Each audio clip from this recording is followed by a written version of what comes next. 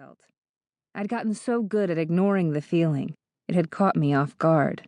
That was the problem when you were friends with a guy who totally got you and just happened to be the hottest man you'd ever met in real life.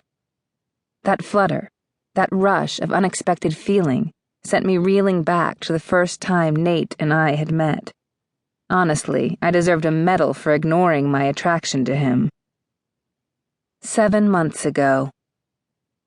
Ellie's mom, Elodie Nichols, and her husband, Clark, had welcomed me and my dad into the fold as if we'd always been a part of their family. It was nice. It made fitting in with Joe's friends easier.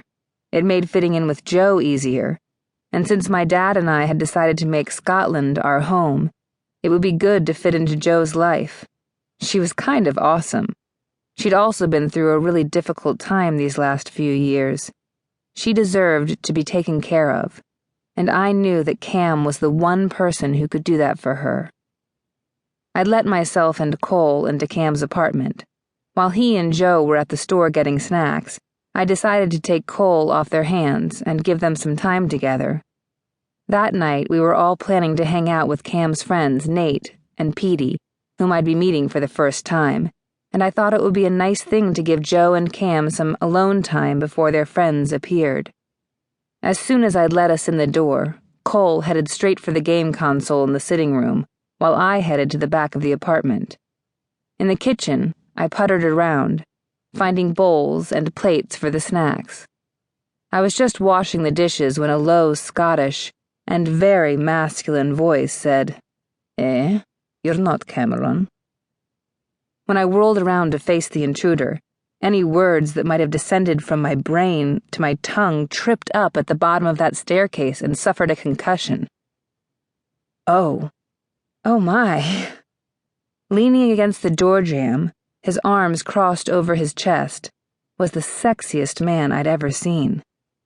My heart started beating ridiculously fast. He quirked an eyebrow at my speechlessness. "Has someone pressed your mute button?"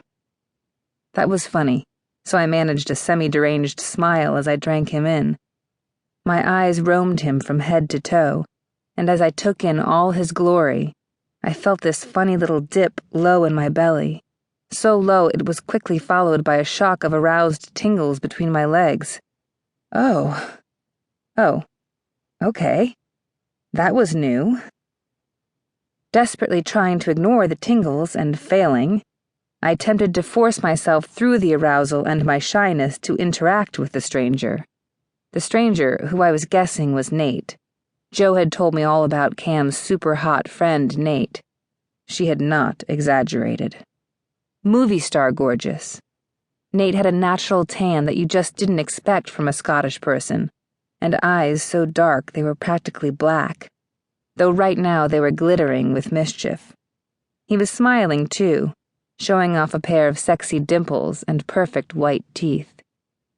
All this, plus a straight, strong blade of a nose, lips I was staring unashamedly at because they reminded me of a certain swarthy, off-the-wall actors, and from what I could see of the lean, muscled biceps revealed by the t-shirt he wore, the guy was also roped.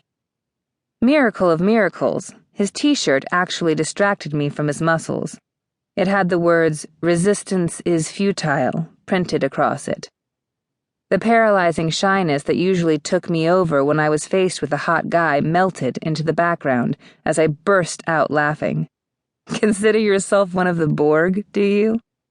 I gestured to his t-shirt, which referred to the catchphrase of an alien race on Star Trek. He glanced down at the words, seeming surprised. When he lifted his gaze to me again, his dark eyes were smiling. "You got that reference? Most women think I'm being a cocky bugger." I laughed even harder, leaning against the kitchen counter. I imagine it's a little bit of that, too.